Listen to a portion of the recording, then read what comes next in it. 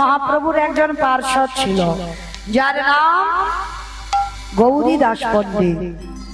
বাবা জানেন এই গৌরীদাস পণ্ডিত কে ছিল? আমার ভগবান কৃষ্ণের সুবল, বাহ, সুবল সখা। এই গৌরীদাস ছিল সুবল সখা। আর ত্রেতা যুগে রঘুপতি রামচন্দ্রের একজন ভক্ত ছিল, যার নাম হচ্ছে বিভীষণ। আর এই বিভীষণের পুত্র যার নাম ছিল তরণী সেন। এই তরণী সেন কত বড় ভক্ত বাবা! প্রতিটা জন্মে জন্মে আমার ভগবান তাকে সঙ্গে করে এনেছেন। তাহলে কত বড় ভক্ত ছিল, যার জন্য ভগবান প্রত্যেকটা জন্মে তাকে সঙ্গে করলো। যেদিন রাবণের 1 লক্ষ ছেলে 1.25 লক্ষ নাতি, বংশে বাতি দেবার মতো আর কেউ থাকছিল না। আর রাবণ বিষণ্ণ বদনে বসে বসে কাঁদছে। আজকে যে রামচন্দ্র যুদ্ধ করবে, আমি আমার রামের সঙ্গে কাকে পাঠাবো? যখন বসে বসে বিষণ্ণ বদনে কাঁদছে, 5 বছরের তরুণী ছুটে এসে বলেছিল, জেঠু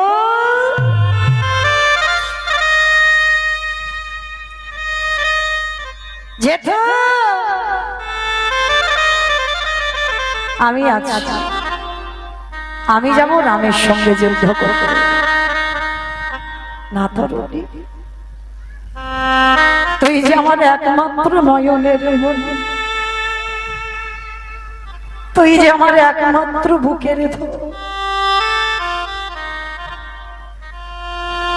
আমি তোর নামটা রেখেছি তরুণী বড় আশা করি। তরুণী মানে কি বলো তোমার? রাবণ বিভীষণের ছেলেটার নাম রেখেছিল তরুণী। কেন জানো? যেদিন আমার বংশে কেউ থাকবে না, তোর নামের তরিতে করে আমি যেন ভবনদী পার হতে পারি। ওই জন্য তোর নামটা রেখেছিলাম আমি তরুণী। তরুণী বলছে, জেঠু আমি যাব, আমি যাব যুদ্ধ করতে রামের সঙ্গে। না বাবা না, আমি তোকে পাঠাতে পারি না। কেন তুমি পারো না? আমার অন্যান্য দাদারা তো সব গেল, তাহলে আমাকে কেন পাঠাবে না তুমি?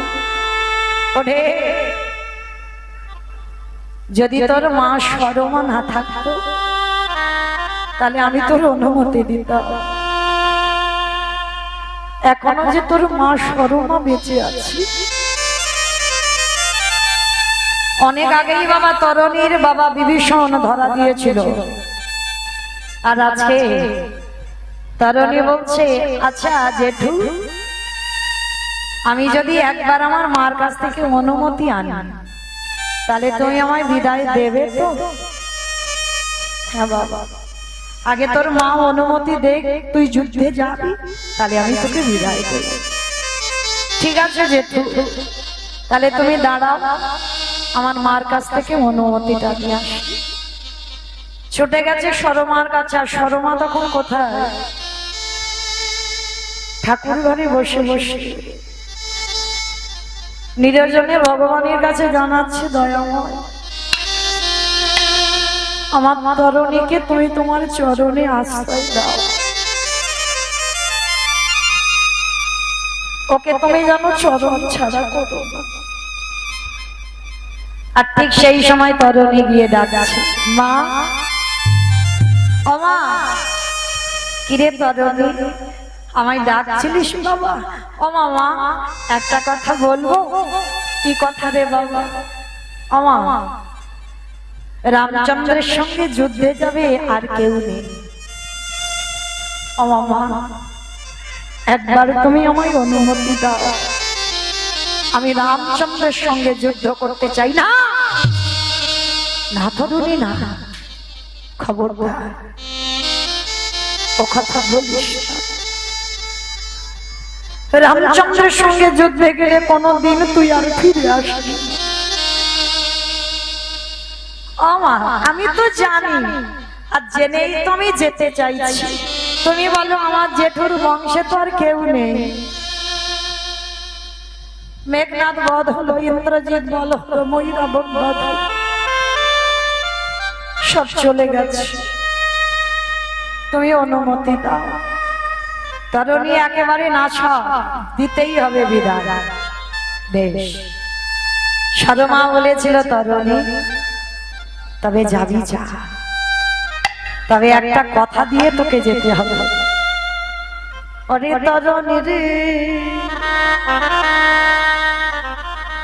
যতবার রামচন্দ্র তোরে অঙ্গে বানে মারবে, তুই একবার আমায় কথা দিয়ে যা, একবার তুই রামের অঙ্গে আঘাত করবি না। ওরে তরুণী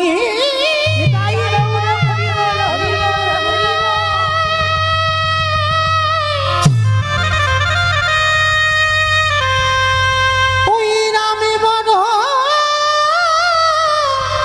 দয়া,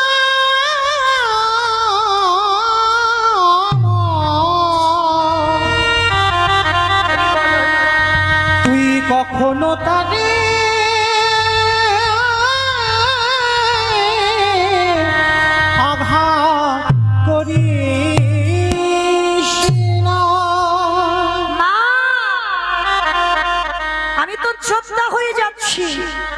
একজন যদি আমাকে বান দেয় আমি তো তাকে বান মারবো না। ওরে রামচন্দ্রের অঙ্গটা বড় কোমল, ওই কোমল অঙ্গে যদি তুই বান মারিস আমার প্রভুর যে বড় ব্যথা লাগবে। ঠিক আছে মা, তুমি তো আমার মা, আজ পর্যন্ত যা যা কথা বলেছো আমি সব শুনেছি, আজকেরও শুনবো। কথা দিলাম আমি কোনদিন রামের অঙ্গে বান মারব। ও মামা, আমি যুদ্ধে যাচ্ছি, তুমি আশীর্বাদ করবে না? তরুণীর মাথায় হাত রেখে সরমা আশীর্বাদ করেছিল, খোকা আমি তোর মা হয়ে শেষ বেলায় আশীর্বাদ করলাম, তুই যে রামের সঙ্গে যুদ্ধে যাবি, আমি তোর মা হয়ে আশীর্বাদ দিলাম, ওই যুদ্ধ থেকে কোনোদিন আর তুই আমার কোলে যেন ফিরে না আসি। তরুণী রে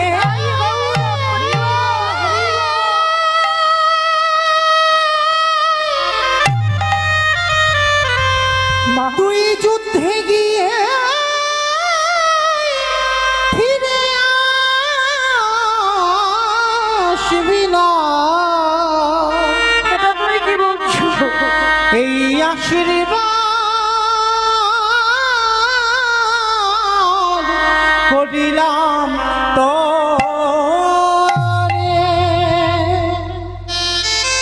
আমি তোমার কাছে কোনোদিন ফিরে আসবো না, তার মানে রামের হাতে আমার মৃত্যু হবে? হ্যাঁ বাবা, আমি চাই। আমি তোর মা হয়ে মনে প্রাণে আশীর্বাদ করলাম, কোনোদিন তুই আর এই রাক্ষসগুলিতে ফিরে যেন না আসিস। ঠিক আছে মা, আমাকে বিদায় দাও। পারবেন এখানে একটা মা ছেলের মাথায় আশীর্বাদ দিতে? খোকা তুই চলে যা, কোনদিন যেন তুই আমার কাছে ফিরে না আসিস। সরমা করেছিল তরুণীর মাথায় হাত দিয়ে। তরুণী আশীর্বাদটা নিয়ে ছুটে চললো জ্যাঠামশাইয়ের কাছে। জেঠু, জেঠু, আর যুদ্ধে যাবে মা সাজিয়ে দিয়েছিল তরুণী, কি করে জানো? আর যারা যুদ্ধ করে বাবা তাদের রণসাজে সাজতে হয়, কিন্তু তরুণীকে সাজিয়েছিল, সর্ব অঙ্গে লিখে দিয়েছিল রাম নাম। রাম নামের মণিহার গলা, রাম নামের নামাবলী গায়। রামচন্দ্রের বেশি সাজিয়ে দিয়েছে। জেঠুর কাছে গিয়েছে, জেঠু আমার মা আমাকে অনুমতি দিয়েছে আমি রামের সঙ্গে যুদ্ধে যাবে, তুমি আমার এবার অনুমতি দাও। রাবণ দেখা মাত্র চমকে উঠেছে।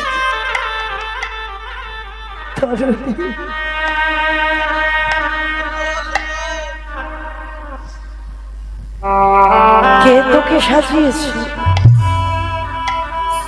কে তোকে এমন করে সাজানো রে বাবা?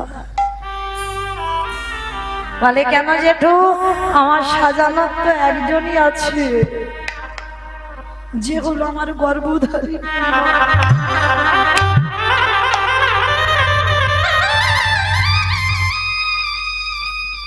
রাবণ বলেছিল, তরণী তোর মা যদি আমার ভাতৃবধূ না হতো, আর আমি যদি তোর মায়ের ভাসুর না হতাম,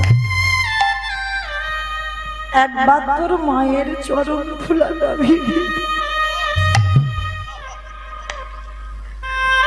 নিয়ে বলতাম, সরমা তোমার মতো মা আমি জগতে কোনোদিন দেখি।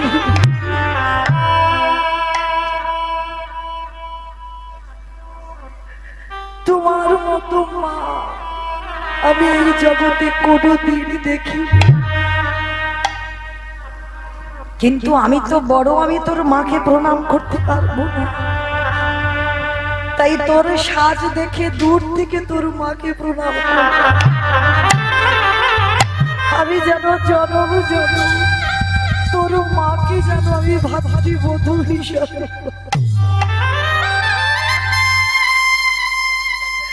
সরমার মাথায় হাত দিয়ে বলল, যে আশীর্বাদ করেছিল তরণীকে, সেই আশীর্বাদ রাবণ ও তরণীর মাথায় হাত দিয়ে করল। তরণী আমি তোর জ্যাঠামশাই হয়ে এই প্রথমবার তোর মাথায় হাত রেখে বর দিলাম। ওরে খোকা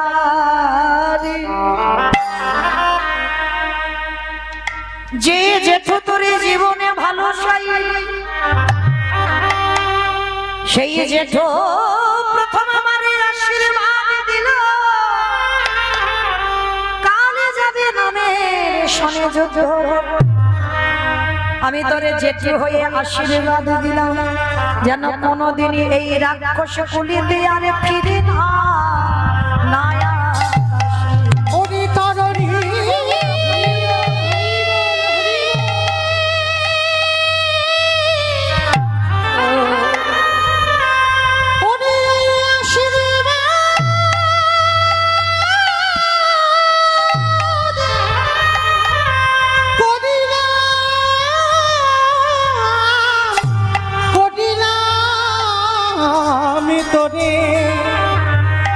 কোনদিনও এই রাক্ষস কুলিতে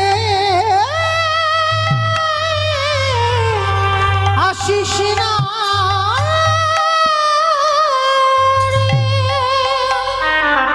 রাবণ বলল, তরণী আশীর্বাদ দিলাম, ওই রামচন্দ্রের সঙ্গে যুদ্ধ করে কোনোদিন ফিরবি না। তরণী আনন্দে লাফিয়ে উঠল, জ্যাঠামশাই আমার মা যে আশীর্বাদ দিল, তুমিও আমার জেঠু হয়ে সেই আশীর্বাদ। আমি কথা দিলাম ওই রামের সঙ্গে যুদ্ধ করে আমি যেন না ফিরি। ছুটে চলল রণক্ষেত্রে, আর প্রতিদিন যুদ্ধে কে আসবে বিভীষণ বলে দিত। আজকের যখন বলে দিচ্ছে, যতবার খড়ি পাচ্ছে বাবা ততবার তরণীর নাম উঠছে, ততবার তরণীর নাম উঠছে। রামচন্দ্র বিভীষণকে প্রশ্ন করলো, বিভীষণ আজকের কে যুদ্ধে আসছে বলতে পারবে? যে আমার ছেলে আসছে। বলতে পারছে না যে কে যুদ্ধে আসছে। ভালো করে দেখো, যেই না খড়ি পেতেছে বাবা আবার মুছে দিল, আবার লিখলো, দেখছে তরুণী উঠল। প্রভু আজকের কে যুদ্ধে আসছে আমি তোমায় বলতে পারবো না। ভালো করে দেখো তো বিভীষণ কে আসছে। প্রভু আজকে আমার এই খড়ি পাতায় ঠিক হচ্ছে না। যেই বলল খড়ি পাতায় ঠিক হচ্ছে না, তরুণী আমার নয়নে জলে কাঁদছে ওদিকে যুদ্ধে এসে, আর এদিকে রঘুপতি রামচন্দ্র তরুণীর সঙ্গে যুদ্ধ করে যখনই ব্রহ্মবাণ স্মরণ করলো, আর ওই ব্রহ্মবাণ স্মরণ করে তরুণীর মস্তকটা ছেদন করলো, তরুণীর মাথাটা লুটিয়ে পড়লো, বিভীষণে ছুটে গেল, তরুণীর কাটা মুন্ডুটা নিয়ে কাঁদছে। রামচন্দ্র প্রশ্ন করলো, বিভীষণে কে? যার মাথা ধরে তুমি কাঁদছো? বলে, প্রভু অন্য কেউ না, এ হলো আমার একমাত্র পুত্র তরুণী। একমাত্র পুত্র যেই বলেছে তরুণী। কে বললি? তরুণী। তুমি কেন আমাকে বললি না?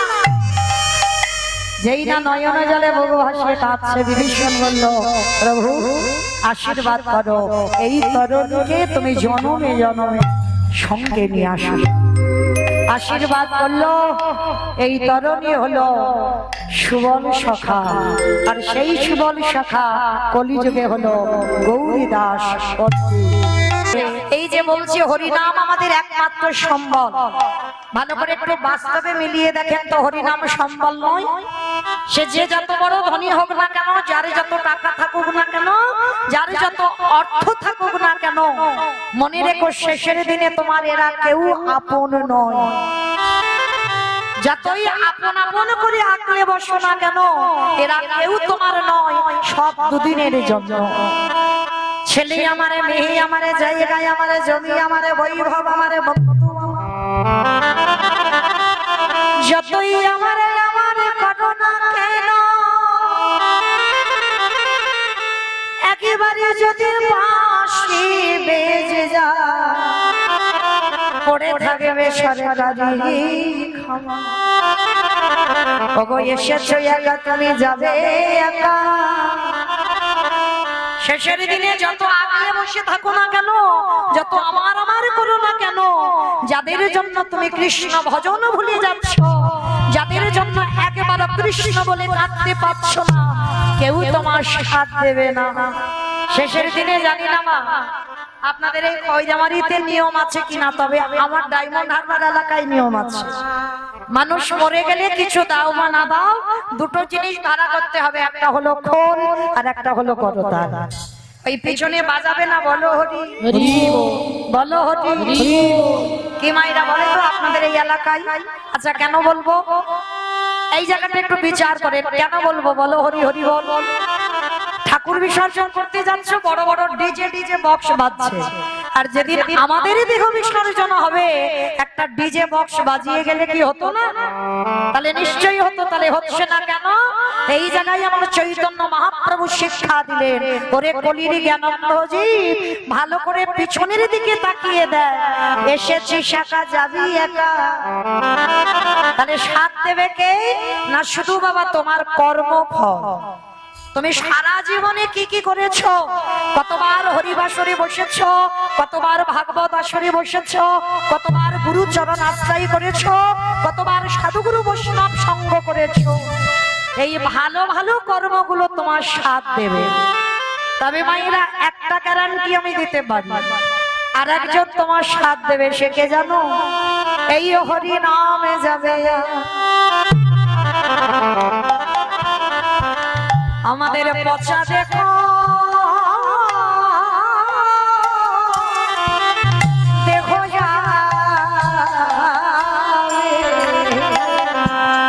যেদিন তুমি ভাবো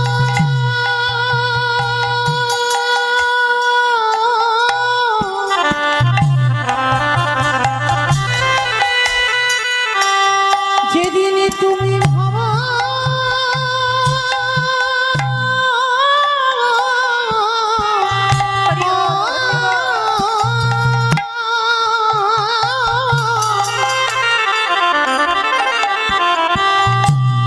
যেদিনে তুমি ভাবো, ওই ভাবো পারে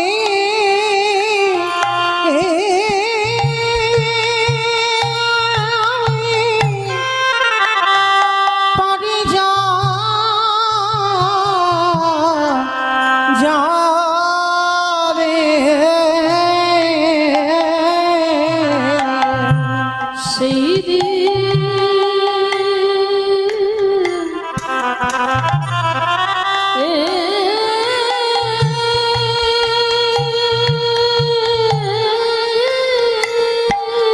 হরি বল হরি বল।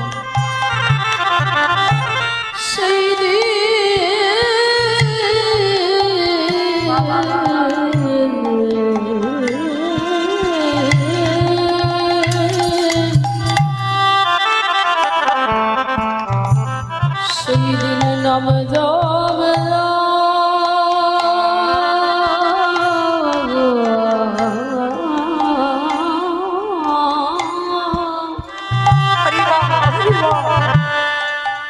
এই পচা দেহ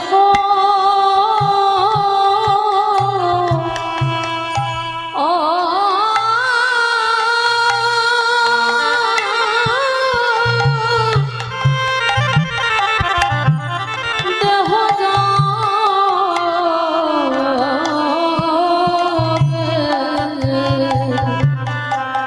ওগো আমাদের সবার আশা আশা যাওয়া সব সার হলো এই ভজন যজ্ঞ দেহ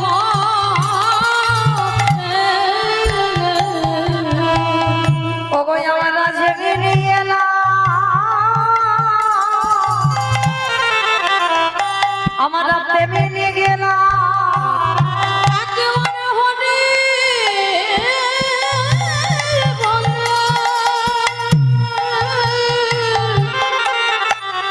নন কদল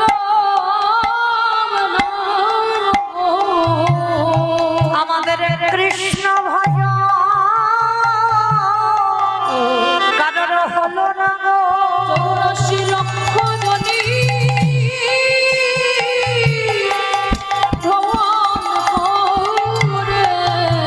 তাই তো দয়াল আগে ভাগি আমি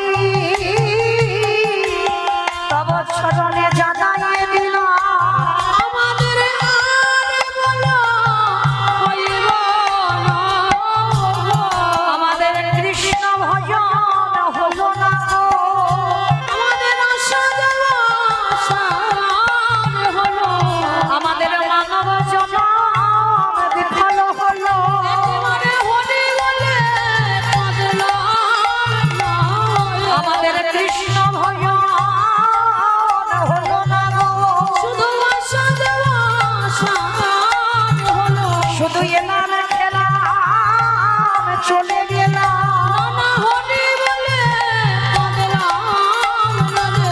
আমাদের আশা যাওয়া সব সার হলো একেবারে প্রেমানন্দে বিভোর হলো। মুখে হরি হরি হরি ওই না হরি হরি হরি বলে প্রেমানন্দে বহু দূরে সেদিনে নামে যাবে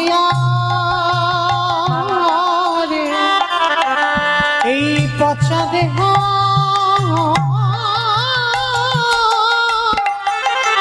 দেহ যাবে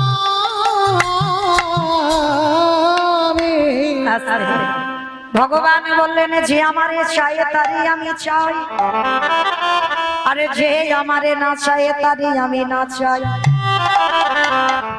ভগবান কি বলছে যে আমারে চাই তারই আমি চাই যে আমারে না চাই তারই আমি না চাই এই কথাটা আমার ভগবান বলছে ভক্ত যদি কায় মনোবাক্যে আমায় ডাকে আমি ভক্তের দাস হয়ে যাই কিন্তু যে আমারে ভালোবাসে না আমারে বাদ দিয়ে লক্ষ্মী কালী দুর্গা সরস্বতী মনসা শীতলা সব ভালোবাসে কিন্তু কৃষ্ণ ভালোবাসে না ভগবান বললেন আমি তারে একটু নাচিয়ে দিই এই প্রশ্নটা শুনে দেবর্ষি নারদ বলেছিল ঠাকুর একটা কথা বলবো বলে কি কথা বলো নারদ আচ্ছা ঠাকুর তুমি যে বলছো যে তোমারে চাই তুমি তারে চাও আর যে নাকি তোমারে না চাই তুমি তাকে নাচিয়ে দাও আচ্ছা ঠাকুর কুরুক্ষেত্রের মাঠে দুর্যোধন তো তোমাকে চেয়েছিল বলেনি কৃষ্ণ তুমি আমার দলে হয়ে যুদ্ধ করো তাহলে তুমি দুর্যোধনের দল না ধরে তুমি পাণ্ডবদের দলে গেলে কেন? এই তো তুমি প্রশ্নেই তো বলছো যে আমারই চাই তারই আমি চাই, তাহলে দুর্যোধন তোমারই চাই, দুর্যোধন তোমাকে চাইলো, কিন্তু তুমি দুর্যোধনের দলে না গিয়ে তুমি পাণ্ডবদের দল ধরলে কেন? কথাটা শুনে আমার ভগবান একটু মুচকি হেসেছে, বলে না গো, আমি কোনোদিন মিথ্যা কথা বলি না, তবে তুমি যেটা দেখতে পাচ্ছ ঠিক। দুর্যোধন আমার একটা হাত ধরে বলেছিল কৃষ্ণ তুমি আমার হয়ে যুদ্ধ করো, আর ওদিকে তৃতীয় পাণ্ডব অর্জুন আমার একটা হাত ধরে বলেছিল কৃষ্ণ সখা তুমি আমার হয়ে যুদ্ধ করো। আচ্ছা মাইনা, ভগবান তো একটাই, ভগবান সবার, তাই না? চোরেরও হয় আর সাধুরও হয়, যে যাকে একটু ভালোবাসতেই হয়। আপনারা মনে করছেন বাবা শুধু ভগবান কীর্তনিয়াতে, ভুল কথা।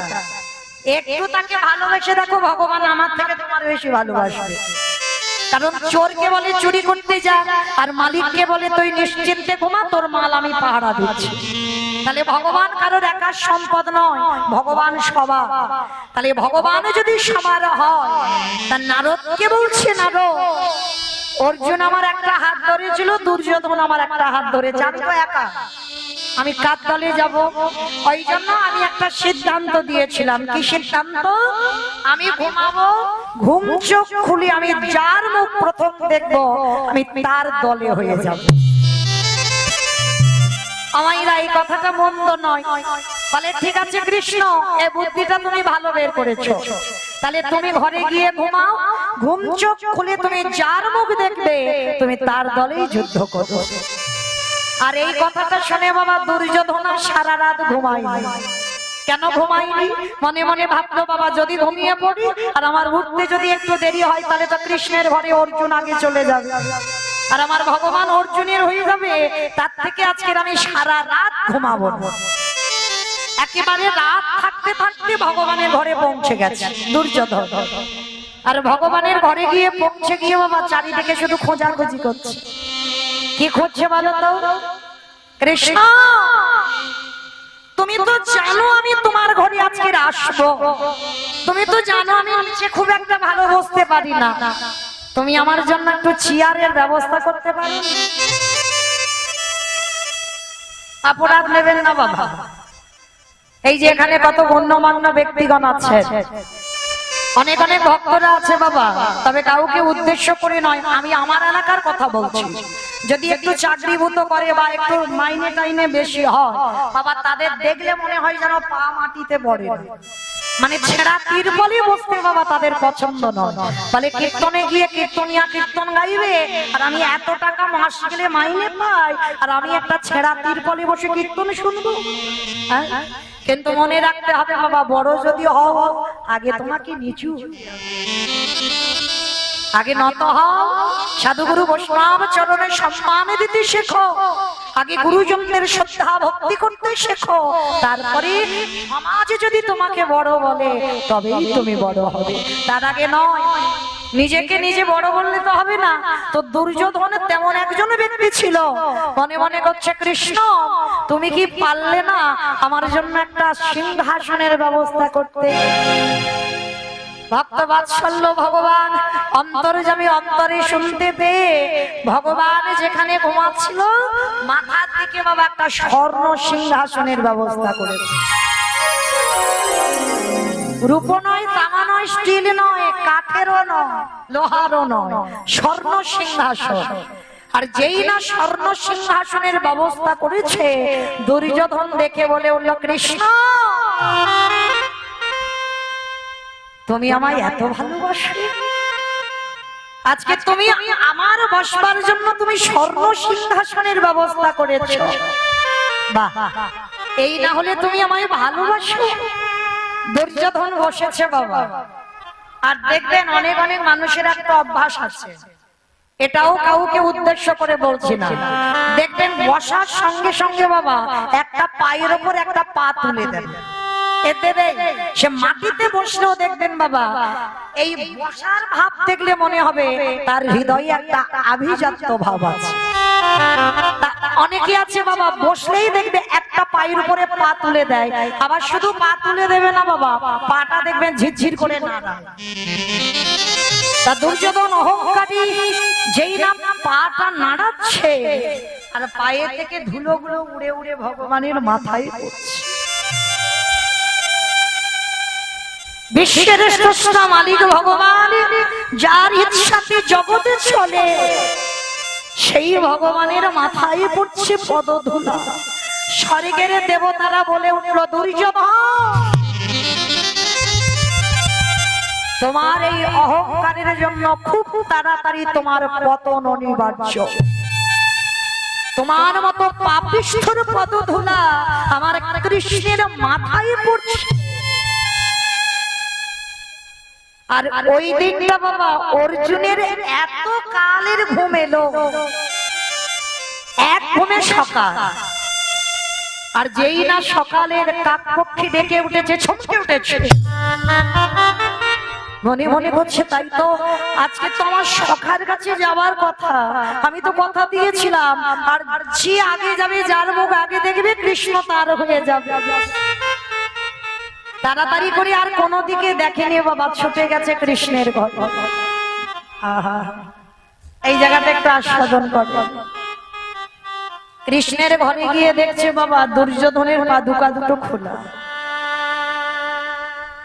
বুঝতে পেরে গেছে কৃষ্ণ আর আমার হবে না,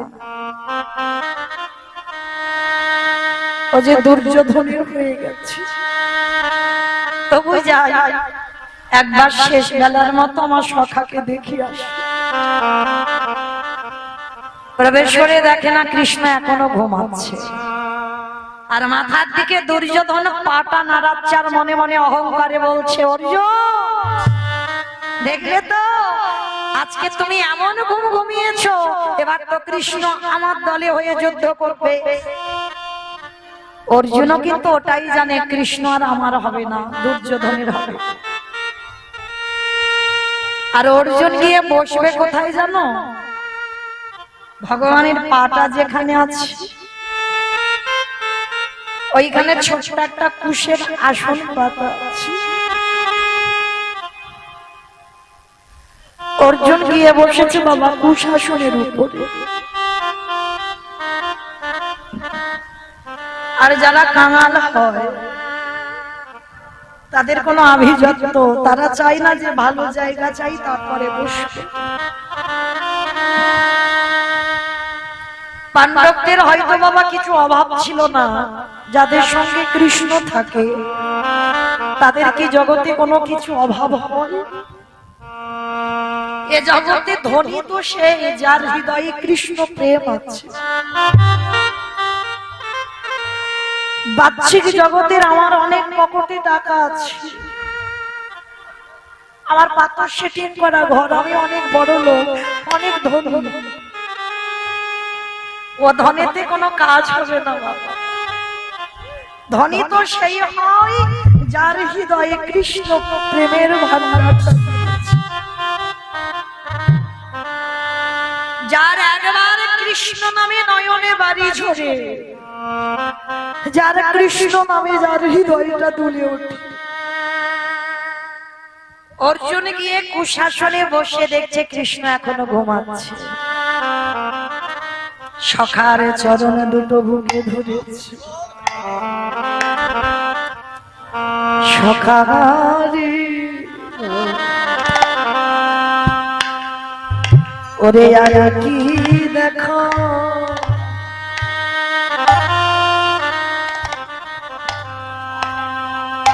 ওরে দেখা পাবো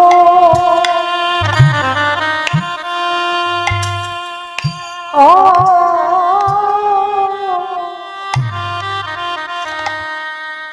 পাবো না,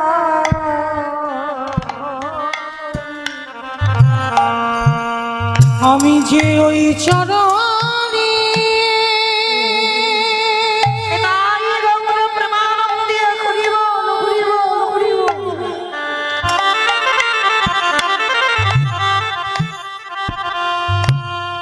আমি যে ওই চরণে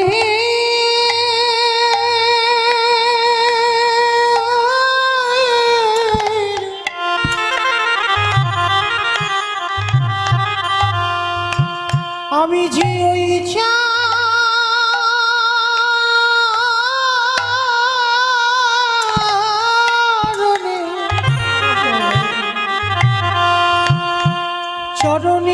আমার ওই অভি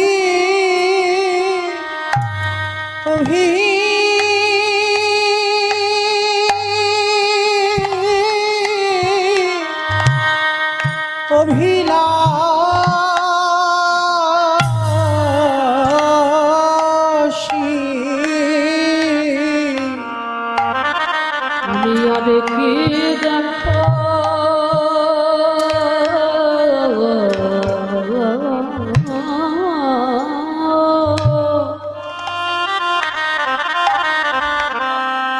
আর কি দেখা পাবো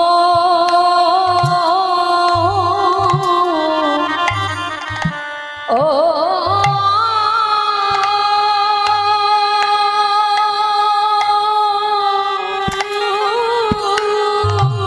হরি বল হরি বল পাবো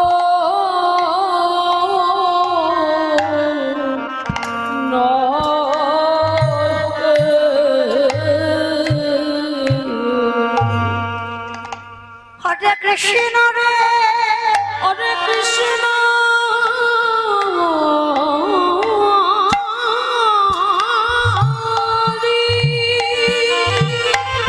তুই আমার উৎস কুলে জন্ম দিস আর নিজ কুলে জন্ম দিস আমায় যে কুলে জন্ম দিস না কেন সখা আমার পশু কুলে জন্ম দিস আর কীটি কুলে জন্ম দিস আমার পতঙ্গ কুলে জন্ম দিস আমার যে কুলে জন্ম দিস না কেন তুই শুধু আমায় একটা আশীর্বাদ করে দে আমি যেন কৃষ্ণ চরণ আমি যেন ভুলে ভুলে না আমার যে ফুলে জন্য নিতাই গৌর হরি বল হরি বল হরি বল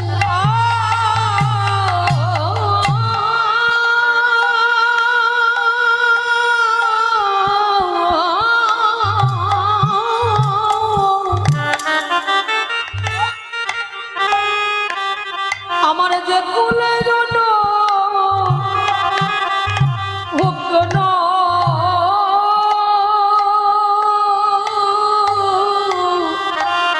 কেন আমি সবাইকে ভুলে যাই তোর রঙা ছড়ন ছড়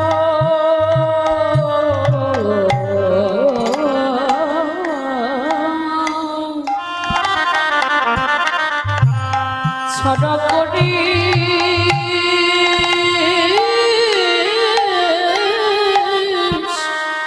না রে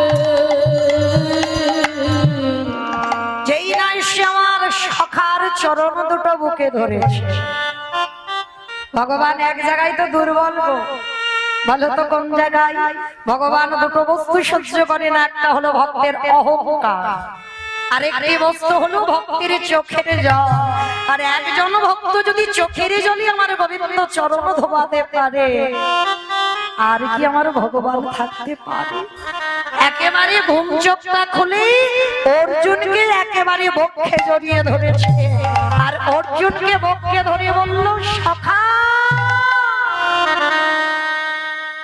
যেই না সখা বলে জড়িয়ে ধরেছে দুর্যোধন পিছন থেকে বলে উঠল কৃষ্ণ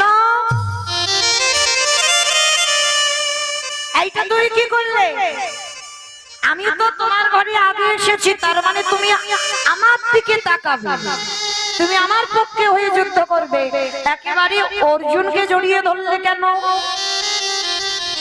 বলে আরে পাগল আমি তো কোনোদিন বলিনি যে আমার ঘরে আগে আসবে আমি বলেছিলাম ঘুম চোখ খুলে আমি যার বদনে প্রথমে দর্শন করব আমি তার সঙ্গে যুদ্ধ করব তার পক্ষে থাকবো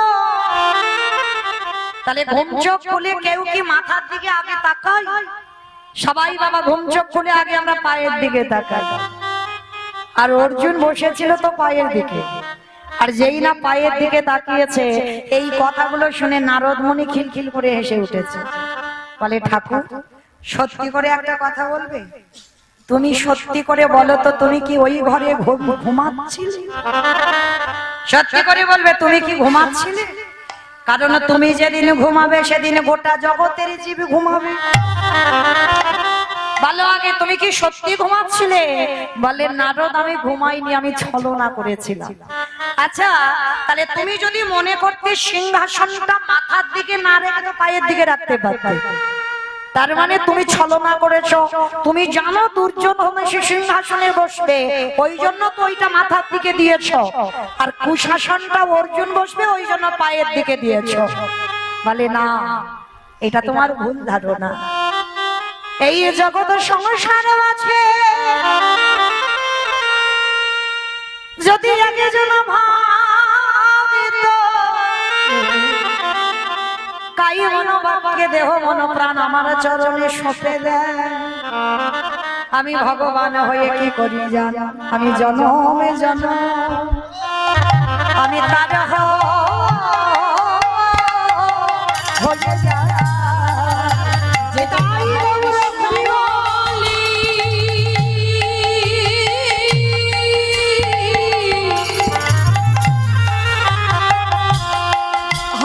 কৃষ্ণ বলে একেবারে সবে সপে দেয় গো, আমি যে সে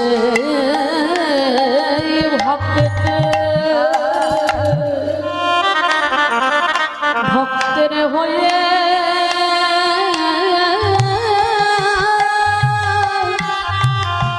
যাই গো। আমি বিশ্বাস করি না, আমি বিশ্বাস করি না। কারণ এই জগতের সংসারে আমি ভালো করে জানি, আমি ভালো করে জানি তুমি চালাকি করেছো। কারণ তুমি এটা সত্যি বলছো না যে অর্জুন তোমায় ভালোবাসে আর দুর্যোধন তোমায় ভালোবাসে না। আমি নিজের চোখে দেখলাম দুর্যোধনও ভালোবাসি, অর্জুনও ভালোবাসি, কিন্তু তুমি এক পক্ষ হয়ে আর এক পক্ষকে হারিয়ে দিচ্ছ। বলে না, নারদ, পাণ্ডবদের বিশ্বাস আছে, আর ওরা 100 জন কুরুপক্ষে ওরা আছে, ওদের বিশ্বাস নেই।